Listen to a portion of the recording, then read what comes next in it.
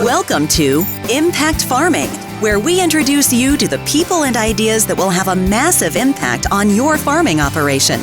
Brought to you by Farm Marketer. Sit down, start the engine, and let's roll with today's show. Have you heard? Season 2 of the Pioneer Made to Grow podcast with host Andrew Campbell is back. New topics, trusted industry voices, more expert ag advice. Find it wherever you listen to your favorite podcasts. Hello and welcome back to another Impact Farming show. Today I have a great returning guest. I have Dery joining us once again. Welcome back, Derek. How are you? Hey, Tracy. Thanks for connecting today. Looking forward to the conversation. I am doing very well. Good. Me too. I am excited to have Derek back on the show. For those of you guys following along, this is our second Impact Farming episode together, and we've done a series of expert corner segments all about grain marketing. Today, we're going to be continuing on with that, and I'm really excited to chat about 5 grain marketing mistakes you can learn from. So I'll do a quick recap for those of you guys that have not caught the previous episodes. Dery is a grain marketing specialist at FarmLink Marketing Solutions. And today, really what I want to dive into is asking Derek about the common grain marketing mistakes he sees as a producer in Saskatchewan and as a grain marketing specialist. So I'm excited. How about you, Derek? Yeah, absolutely.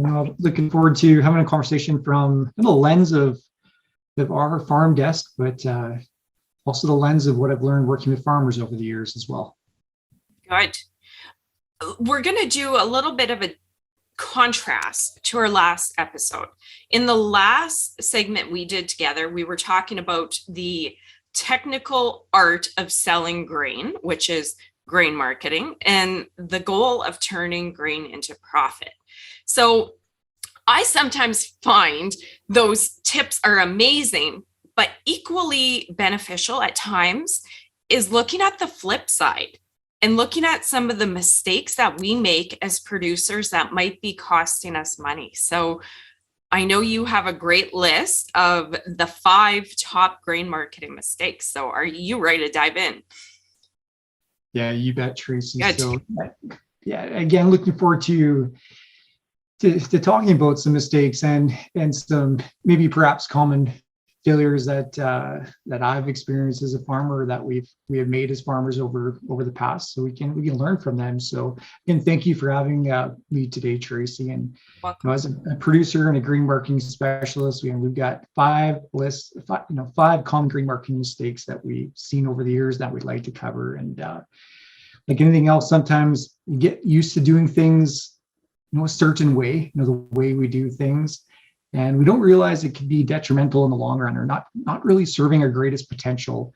And the same thing rings true with the grain marketing plan. And just because producers may be familiar with doing things perhaps a certain way, and it may have worked well for a period, or it may have worked well for 1 or 2 years, that doesn't really necessarily mean it's the best way to accomplish things for the farm. So, or it may not be the most optimal way to gain the most profit for your farm. And again, I love to help producers make smarter financial decisions regarding their farm business. So can I start with the first mistake that we've recognized, Tracy? Yes, let's do it. Very good. Okay, so starting with mistake number 1, and this is one that rings very true for myself, and that we continue to be intentional on improving for our farm, is selling our grain without identifying financial goals. And there could be a lot packed into that. So again, mistake number 1 would be when we sell grain without identifying financial goals. And producers should always look for a way to start with a visionary, more high level question, like, what are my financial goals? And the reason for this is because goals define a purpose for the strategy. And goals vary for many different farms, from succession planning or increasing on farm storage, and sometimes may not even know exactly where to start for goals. That's why we got to ask ourselves these questions about what are our financial goals. An example of a goal for our farm is to build stronger financial hands. And to achieve this goal, we need more on-farm storage. We have to increase our working capital and build a more effective grain marketing process. So we're not forced into short-term sales, and we can plan for back-end loading certain crops, and we can just accomplish more with stronger financial hands is one goal that we have. Okay, perfect. So I know I've heard you mention before, it's essential to sell grain with a final goal in mind. Do you want to speak to that a little bit more? Sure, Tracy. So let's start with the basics in regards to that. So we discussed previously grain marketing. It's not entirely a new idea. And, we recognize that many producers may not be aware of what exactly it is, what grain marketing is, and the advantages of developing a customized grain marketing strategy that focuses on goals. So a strategy focused on a goal for that business. And reviewing further, so grain marketing, that's how we define it. Grain marketing is a series of informed decisions and subsequent actions that turn grain into profit. And it considers both market analysis and marketing decisions that put the producers in control of their grain. And when it comes down to making these informed decisions and acting on them, you're working with that final goal in mind. So with our farm, we want stronger financial hands. That's the overreaching financial goal that we're working towards. Like anything else in life, goals create a purpose, and purpose engages the decision maker in a process for further business. And to get to the final destination, you need to go through the journey to get there. Planning, execution, and then arriving at that final business goal. Okay, so goal setting, that's a big one. Everybody is familiar with that, any business person. Now, if we're new to grain marketing, even some experienced people, it can take some time and thought to create that goal. And it can be pretty daunting, right? Because heck, what's my grain marketing goal? That's pretty big, right? Would you agree? Agree. And they're vulnerable questions to ask. And you need to identify goals for your farm and talk about where you want to go. Like it's an uncomfortable task to accomplish. Yeah, absolutely. To me, shouldn't it be as simple as I just want to make money? Mm-hmm. I'll let you expand on that. Do you want to just really dive into your number 2 point? Yeah, absolutely. So let's get into our five mistakes to learn from. Mistake number 2 that we've listed is creating a strategy and selling grain without a proper team in place. So mistake number 2 would be not building that decision-making team. So you've got this goal, where you're going. Do you have anyone to help you get there? So producers, we don't need to be making all of these decisions on our own 100% of the time. As producers, as myself, what I want to focus on is, and what we're great at and what we enjoy is leading our business. So leading our farm business. And grain marketing includes big transactions that deserve a strong, unbiased second opinion. We'd strongly encourage producers to consider their decision-making process team, or do they have a decision-making process team, and can it be built out? And some questions producers may want to ask themselves are, starting with, are you executing sales without a process? What do you do consistently before saying yes to a particular grain sale? As a producer, you need to have the best team to collaborate with.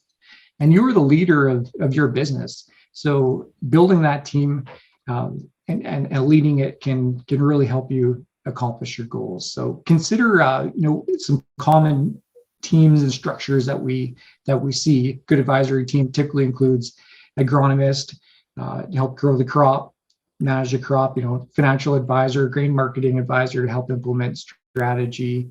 But a key point to that is once you build that team, you really need to lead it. It's your business. You have all these people in place, and it's important to lead that farm decision-making team. Does that provide clarity, Tracy? Yes, I love it. I know you have a personal story that you wanted to share. Was it at this point that you wanted to share, or do you want to move on to the next one? My next burning question for you. Sure. Tracy, so a story for, as I relate a decision-making team to our farm, Tracy, I look at it as each farm is accountable to somebody that's important to them. And, for us, that's my family, the generations that have built the business equity to where it is today. And that's a commonality across a lot of farms in Western Canada. For the most part, we're self-made farms, whereas we've built equity over years and years of hard work to build our farm businesses. And each of us are accountable to the people that help the farm business get to that stage. So as we step forward with the support of our decision-making team each day for our farm, it just really helps me as a decision maker to accomplish the best decisions that impact the business of whom I'm accountable to. So, and I can't really underline that enough. There's a lot of weight to that statement. For us, it's extremely important to be accountable to our family and to make sure we're making the best decisions that impact the work that they put into this business. Okay, so creating a goal, building the team, collaboration. Should we move into what happens and what about when it's time to sell? Do you want to go there? Absolutely. So we covered 2 mistakes and what to learn from them, Tracy. Let's get into number 3. And number 3 is a fun one. So number 3 that we have listed is marketing grain without knowing your ROI, your return on investment, and also marketing or making marketing decisions only and solely based on return on investments. And Tracy, I know it sounds like a paradox. I'm telling you, market grain based on your return on investment, and then flipping it over and saying, don't make marketing decisions solely based on your return on investment. Okay, so let's get into that. Expand on that one. Absolutely. So let's talk about both sides of the coin. And if we look at it, if we widen our perspective a little bit and look at it as, how I'll explain on our farms, every year for our farm, every season is exceptionally different and dynamic. And return on investment is more of a moving target. Having this target provides us with the initial focus. However, with all moving targets, we do need to look at what's behind it, what's in front of it. We need to step back, look around, look ahead of that target as well. And with each year being exceptionally dynamic, we really have to look at what the market analysis and strategy is telling us. Some years you may have to hit that target as soon as you see it. Other years, such as at time of this conversation, Tracy, we're into October. There are roughly 10 months left in the marketing year. There's lots of runway left in market certain crops. We may be hitting a return on investment target today, but perhaps it's not quite time to sell because there's more runway, more time to market the crop. And we need to sit back and let the strategy play out. Does that make sense? Yes, I hear you. I hear you on the farming end, and then on my media company side, it's not always as easy as, okay, it's this, right? You got to look at everything that's coming up and how's everything looking going forward, right? Those are big decisions, moving targets, right? Absolutely. Is that correct? Saying that? Yes, and I know it's a paradox to list the initial statement in this mistakes, but they're moving targets, Tracy, and you need to we have to respect the dynamic situation with each year that we have ahead of us. So. Okay, so why don't we shift gears a little bit? Producers, as we know, can be approached with many different avenues to sell their grain. So here's one I love to chat about as a business owner, as a farmer. Why don't we talk a little bit about decision fatigue and how it affects the decisions we make? Absolutely. I love to talk about decision fatigue, Tracy.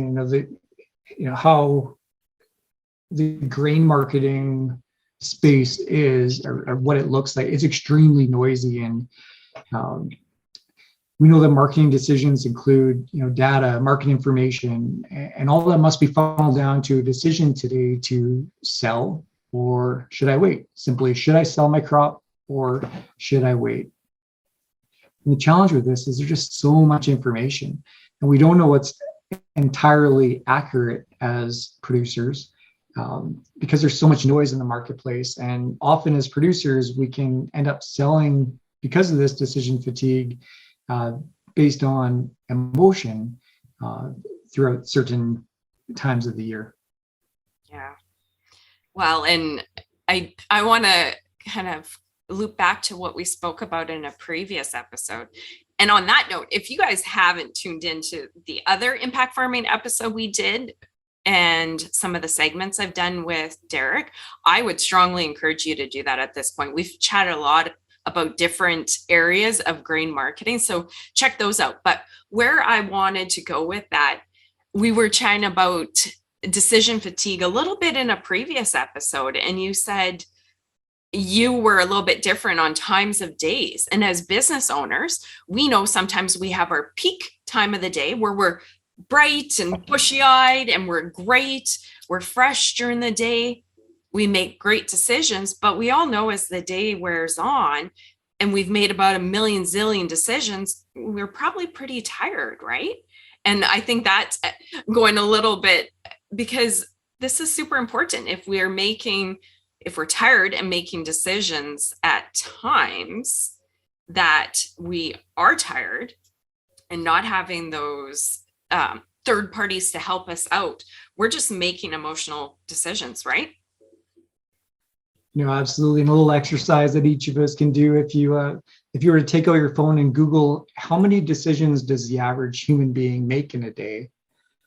I think it's 30,000 decisions is what the first response comes back from Google. So if we're making 30,000 decisions per day, how fatigued are we at decision 20,567?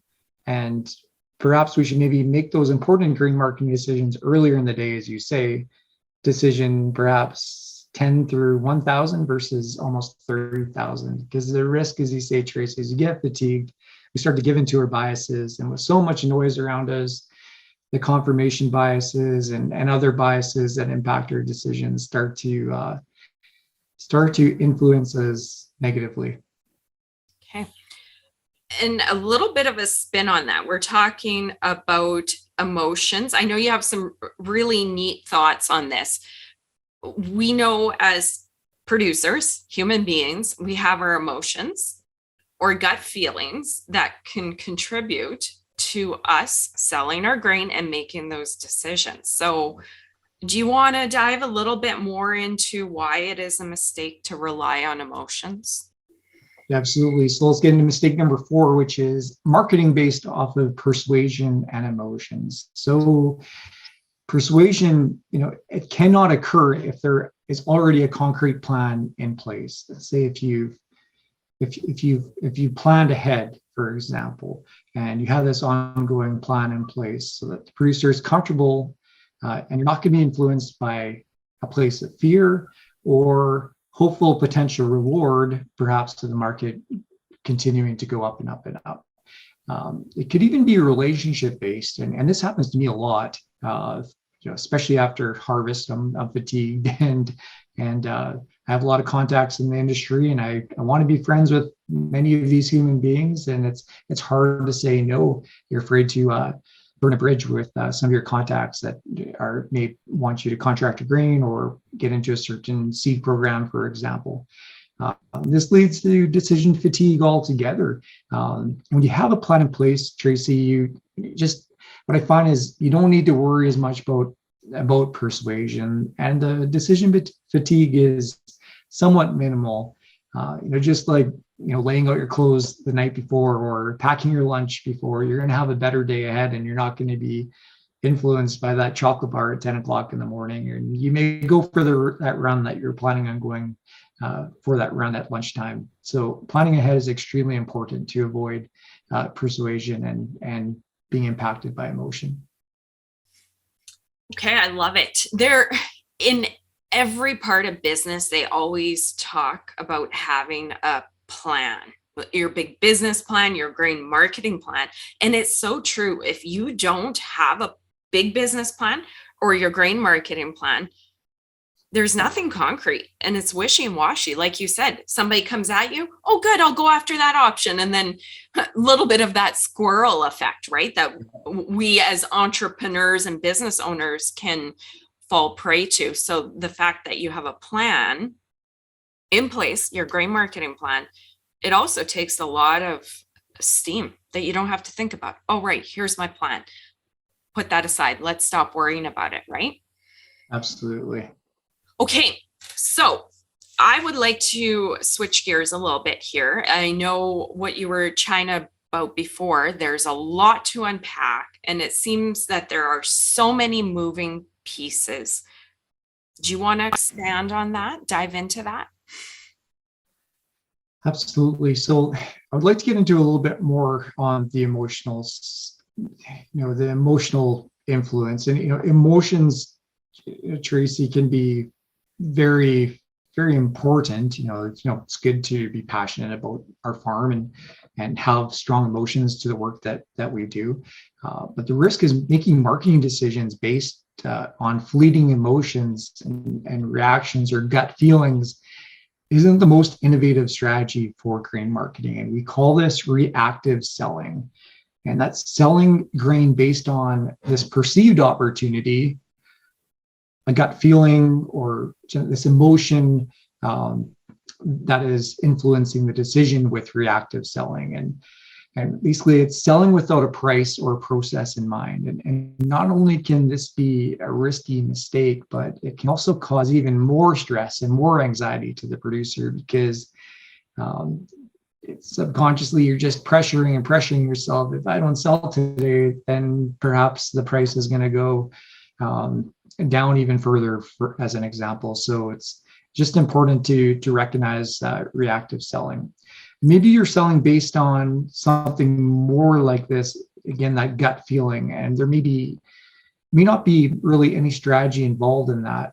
For a lot of farmers, that could be the starting point for us. And this is where we start working with farm and implementing strategy rooted in market analysis and marketing decisions, which again result in two questions that we ask ourselves. Am I being convinced to sell, or should I wait? Kind of way to put yourself in check with these emotions. Again, am I being convinced to sell today, or should I wait based on the plan we have in place? So we encourage all producers that we work with to have more of a proactive mindset instead of a reactive mindset. And having a plan in place helps take the emotion out of grain marketing, which at the end of the day means less stress for us producers. When I talk about our fifth mistake, I'm going to take a step back a little bit. And before we were talking about emotions and persuasion for the grain marketing and being more proactive versus reactive selling. And something that I'm going through as a decision maker at the moment here is, I don't want to call it a crisis, because crisis is a pretty big trigger word, but a bit more of a decision making crisis when it comes to marketing our grain for 2022. As many farms out there, we were severely impacted by drought in the past year of 2021, and this resulted in a lot of pain. And pain as far as some contract buyouts, contracts that were made with good intentions, which ended up costing quite a lot of money. I'm talking like hundreds of thousands of dollars for a farm on these decisions, which were really good at the time, but unfortunately just didn't produce the crop. So how are we going to make decisions for 2022 when we're so influenced on our emotion for what has happened in this current crop year? So we got to kind of put ourselves in check with our farm, discuss this as a decision-making team, and try and take out that emotion out of selling our next year's crop and make the most objective decisions we can based on strategy. The reason I say that, Tracy, again, is as we get into our fifth and final mistake, it is a simple one, which is often the hardest thing to do, but don't be so hard on yourself. As producers, we're exceptionally hard on ourselves, Tracy. Yes. I think as all business owners, we can be hard on ourselves. But mistake number 5 would be don't be so hard on yourself as a producer. I think that is so common. That comes with the territory of being a business owner. If you make a mistake, the weight is on your shoulders, right? So of course you're going to beat yourself up. And if you make a good decision, you should have done better, right? Or is that just me? I'm a tough manager for myself. We all have a battle going on inside of our mind that's critiquing our decisions constantly throughout the day. So we need a way to kind of put that into check, Tracy. Fantastic. That's a great one to end with. Yeah. Now, go ahead. So just digging a little bit deeper, Tracy, taking us not a step back, but just elaborating a little bit more about, mistake number 5, not being so hard on ourselves. Just highlight what the task is of the decision maker, and to market grain and make these decisions, it's extremely difficult. Marketing is dynamic. Performance metrics are more than just the net average selling price. There's farm constraints that need to be balanced. Every decision maker makes mistakes, and the best way to be more resilient and to mitigate these mistakes from happening would be to just build a solid decision-making team, get tight with your decision-making team. For marketing, leading on a grain marketing advisory firm like FarmLink could really help your business and find some alignment to protect your enterprise. And this is one really important key point here, is just try not to cloud your judgment with online forums and engaging in negative conversations, or looking at analysis that is not really beneficial to your process. And these are just a few things that we like to help producers avoid. Fantastic. Okay. I hope I'm not jumping the gun here again. We covered the 5 mistakes, right? We did. Yes, we covered all 5. Good. There's so much in there, and you share so much great wisdom. It's hard to keep track of where we are at all times. Did you have anything further that you wanted to add on to the 5 mistakes, or should we roll into chatting about the value and why producers should consider paying for grain marketing services to avoid these mistakes? Did you want to dive into that? Yeah, let's carry forward, Trace. There's a lot to unpack in what we talked about. And I think we ended the 5 mistakes on a good note of, try not to be so hard on yourself or go 12 rounds with yourself as a decision maker. Within these 5 mistakes are to provide some learning strategies and tactics about how to avoid them. Stepping forward here, what I would love to highlight with your audience is that grain marketing isn't this short-term, get rich quick scheme where all of a sudden you're going to be marketing in the top 10% of the market and have this exceptional ROI. Not only can a grain marketing advisor help work with some mistakes and help develop the strategy for your farm. I look at it like from our farm is every year and every season, Tracy, we're dealt a hand of cards. And do you play any cards with your family? Any fun card games, rummy? I'm a business owner ×2. I have enough gambling and games in my life. Yeah.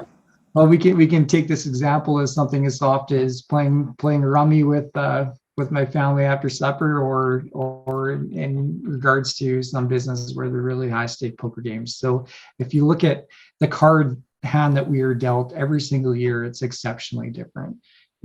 Sometimes you get a winning hand and prices are going to be exceptionally high and you've grown the crop and things will be awesome.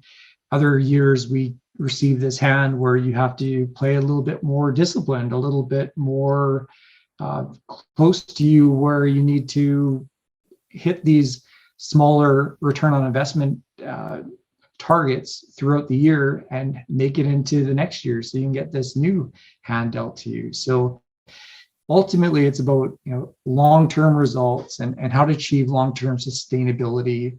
We really need to review and change our strategy and examine what we have and can do better, and the most vital points, and formulate tactics and close those gaps to maximize futures opportunities. So just like to give that example, it's something our clients and we talk about a lot, and we look at it through the lens of a challenge and through the lens of opportunity every single year. Fantastic. And, to me, I feel like I'm beating that dead horse all the time on this show in general, not just with you, Derek, because I am passionate about bringing people the people and ideas that will impact their farming operation. And to me, tapping into professional services like FarmLink, like XYZ that's out there for farmers in the different areas of their business, I think it's untapped potential and a huge part of building a team and maximizing profits. So I love giving you guys the airtime to share your wisdom and highlight the benefits of working with a grain marketing advisor, right? So, Derek, if producers would like to connect with you or your team members at FarmLink, how can they do that? Sure. So to start the conversation, talk with a FarmLink grain marketing advisor by visiting farmlinksolutions.ca. There's a section there, Tracy, where you can follow more information on the value of working with an advisor. There's also a button that says connect with an advisor. You click that button and you can consult right then and there. Visit our website, farmlinksolutions.ca. And I would love to mention to your viewers, Tracy, that we have this new platform called GrainFox. All of us at FarmLink are extremely excited about launching it and having our GrainFox platform be available to farmers in Western Canada. And with that, we have a free 90-day trial to receive our market information and help farms achieve their financial goals. Okay, excellent. So Derek, thanks again for joining us. As I mentioned before, I really appreciate you coming here, sharing wisdom, talking about grain marketing, the strategies to turn your grain into profits, and also some of the common mistakes that producers make that can cost some money. So I really enjoyed this segment. Thank you for joining us. I appreciate it. And you guys in the audience, thank you for joining us. I really appreciate it as well. If you love this episode as much as I did, like it, share it, get it out there so other farmers can hear the great wisdom and information that Derek just shared. Thanks so much, guys. See you next week. Bye-bye.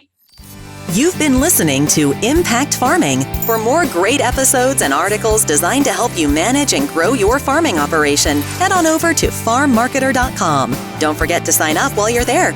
We will see you on the next episode.